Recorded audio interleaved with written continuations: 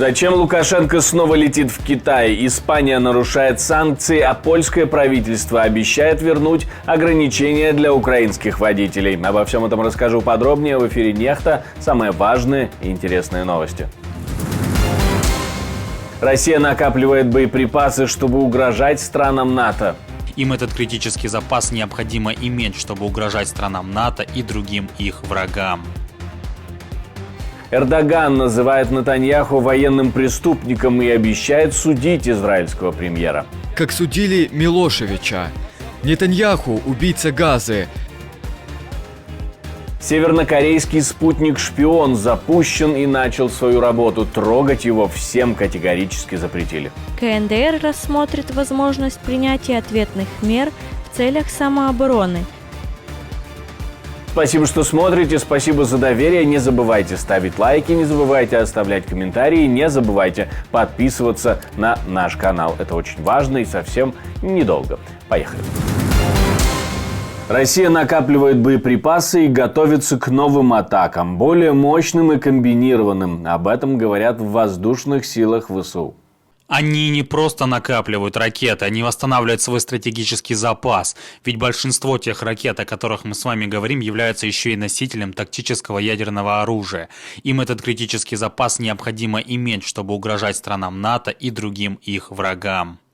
Не только свои, не только из Северной Кореи, но и из Китая вроде как получают боеприпасы Российская Федерация и запчасти для сбора беспилотников и ракет. По крайней мере, об этом говорят эксперты. Китайские боеприпасы, поставленные в Северной Корее, а потом Северная Корея их переправила в Российскую Федерацию в качестве своей поддержки, с тем, чтобы потом Российская Федерация использовала их на украинском фронте. И таким образом они и оказались, в общем-то, в поле нашего зрения. Я бы вот такую бы версию выдвинул и дальше поставил бы паузу с выводами. Нужно дождаться большего количества информации. А что касается боеприпасов из Северной Кореи в широком смысле этого слова, да, то эта информация подтверждается. Больше того, я предполагаю, есть все основания думать, что наступление под Авдеевкой, которое продолжается уже скоро как 2 месяца, оно, в общем-то, началось во многом благодаря тому, что северокорейские боеприпасы начали появляться на Восточном фронте у нас. В Российской Госдуме призывают увеличить срок службы в армии, но предложения разнятся. Кто-то говорит 1,5 года отлично, но полгода должны пройти в учебной части. Это идея члена Комитета Госдумы по обороне Виктора Соболева. А, к примеру, до 2 лет предлагает увеличить срок службы его коллега Андрей Гурлев. Сейчас в условиях вообще такой довольно сильной милитаризации можно серьезно прислушаться к таким предложениям. Уже особо ничего не удивляет, могут провести и такое изменение. В таком случае понадобится сильное увеличение вообще кадрового состава, и в том числе офицерского состава, для того, чтобы были определенные люди в армии, которые могут управлять вот всеми этими военными соединениями более чем 1 год. Плюс огромное количество мужчин будет выключено вообще вот из экономики. И какой-то год будет служить не год, например, а год и 2 месяца, какой-то год и 5 месяцев и так далее. То есть трансформация, чтобы все эти реформы, понятно, не делать постепенно. Мы уже увидели, что военкоматы не могут взять всю ту полноту власти, которая им была предоставлена одномоментно, и им приходится, например, те же изменения с электронным реестром откладывать вот на 1 год уже как минимум. Скорее всего, подобного законопроекта еще нет, потому как глава соответствующего комитета Госдумы Картополов сказал, что делать такого не будут, но реакции таки прощупываются. Фура протаранила колонну Росгвардии. Дальнобойщик в Воронежской области на трассе М4 Дон уснул за рулем, а машина продолжила двигаться. В результате пассажир фуры скончался на месте, а 5 сотрудников Росгвардии с различными травмами, по сообщениям российских медиа, госпитализированы. Испания закупила рекордное количество российского газа в 2023 году. За 9 месяцев этого года Мадрид импортировал в 6 раз больше газа, чем в 2018 году. Об этом пишет испанское издание «Эль Мундо». По их информации, американский сжиженный газ не смог заместить российский, а Китай перепродает в Европу тот же российский газ. То есть, так или иначе, российский газ в обход санкций поступает в Европу. Польское правительство сохраняет требование вернуть систему разрешений для украинских перевозчиков. Об этом заявил премьер-министр Моровецкий в эфире Польского радио. Я пообещал перевозчикам, и мы обязательно сдержим свое слово. Мы будем очень жестко и четко требовать восстановления системы разрешений для украинских грузовиков и украинских водителей, которые приезжают в Польшу. Эта система действовала до весны 2022 года и работала хорошо. Потом ее изменила Еврокомиссия, и сегодня перевозчики блокируют границу. Протесты на границе продолжаются уже несколько недель с 6 ноября. К польским водителям присоединились польские фермеры, а впоследствии и словацкие дальнобойщики. Эрдоган собирается судить Нетаньяху как военного преступника. Турция, выступающая за решение конфликта на основе двух государств, резко критикует Израиль за его кампанию в Газе. А президент Турции на заседании Комитета Организации исламского сотрудничества говорит, что премьер-министр Израиля Биньямин Нетаньяху признал, что проводит экспансионистскую политику. И его нужно судить как военного преступника.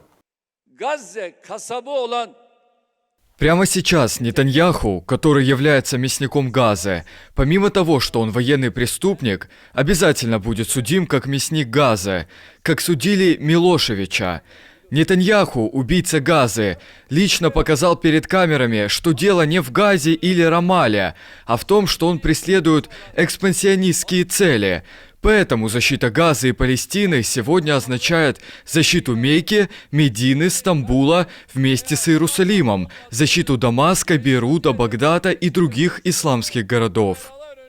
А тем временем в армии обороны Израиля заявляют, что конфликт вступил в новую фазу. Военные будут преследовать боевиков везде, стараясь при этом минимизировать ущерб для мирных жителей. Мы преследовали их в северной части Газы. Теперь мы преследуем Хамас и на юге Газы. Мы будем действовать с максимальной силой против террористов и инфраструктуры Хамаса, сводя к минимуму ущерб для мирных жителей, которых Хамас ставит вокруг себя в качестве щита. Мы преследуем Хамас везде, где бы он ни скрывался, на севере и на юге, у каждой ракетной установки, склада оружия, командного пункта, старшего командира подземной инфраструктуры и любого укрытия, где могут находиться наши заложники. Наша война ведется против Хамаса, а не против жителей Газы. Путин в который раз пытался запугать послов, которые пришли получать вверительные грамоты. Это необходимо, чтобы стать послом, в принципе, в любом государстве. И снова говорил о полярности мира и новом мировом порядке. Мир находится в состоянии турбулентности, переживает кардинальную трансформацию. Но главная тенденция в том, что на смену прежней однополярной системе приходит новый, более справедливый, многополярный миропорядок. Полагаю, что это уже для всех стало абсолютно очевидным. Естественно, такой фундаментальный процесс идет не без трудностей, однако он носит объективный и, хочу это подчеркнуть, необратимый характер. Лукашенко снова полетел в Китай. Визит не анонсировался. Это уже второй визит за этот год. Очень похож на срочный, но прошло все нарочито вежливо и спокойно. Лукашенко называл Си другом, а тот отвечал высокими оценками сотрудничества Китая и Беларуси.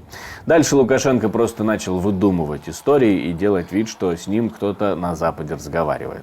Когда вы вот сказали спокойно, можно отдыхать, когда идут споры на Западе о Китае, Китай там начинают критиковать за что-то, я говорю, вы им скажете спасибо, что 1,5 миллиарда человек планеты живут спокойно, хорошей, нормальной жизнью. В наше время, как говорят, дорогого стоит. Вот как оценивает этот визит российский политолог, которого цитирует «Известия». Китайские инвестиции в Беларусь сохраняются, однако после начала СВО китайско-белорусские отношения не могут развиваться без треугольника Россия, Беларусь, Китай. Все переговоры будут проходить через призму отношений Си с Путиным и Лукашенко с Путиным. Одним из главных вопросов действительно может быть оборонпром. Китай может продолжать финансировать Россию через Беларусь. Ну а 7 декабря в Пекине состоится саммит Китай-ЕС, на котором лидеры с обеих сторон обсудят стратегические и глобальные экономические вопросы. Китай и Европа – партнеры, а не соперники. Их общие интересы намного перевешивают их различия. Китай ожидает, что встреча лидеров сыграет важную роль в продолжении прошлого, укреплении взаимопонимания и доверия посредством стратегического общения, усилении взаимовыгодного сотрудничества посредством новаторских инноваций, поиске решений проблем посредством диалога и консультаций, а также сотрудничестве в решении глобальных проблем, чтобы придать новый импульс миру и добавить стабильности международной ситуации. Как знать, может, какие-то вопросы Лукашенко хотел решить с Си Цзиньпином именно перед этим саммитом. Севернокорейский спутник-шпион заработал, сообщили государственные СМИ. Отделение по эксплуатации разведывательных спутников начало выполнять свою миссию в качестве военной разведки. Государственное телевидение сообщило также, что Северная Корея будет рассматривать любое вмешательство в работу спутников как объявление войны и мобилизует свои средства сдерживания в случае нападения на стратегические активы, то есть на сам спутник. Все это ссылаясь на заявление представителя Министерства обороны Северной Кореи.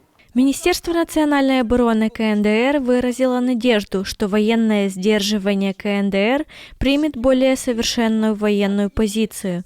В случае, если США попытается нарушить законную территорию суверенного государства, незаконно и несправедливо используя новейшие технологии, КНДР рассмотрит возможность принятия ответных мер в целях самообороны, чтобы подорвать или уничтожить жизнеспособность американских спутников-шпионов.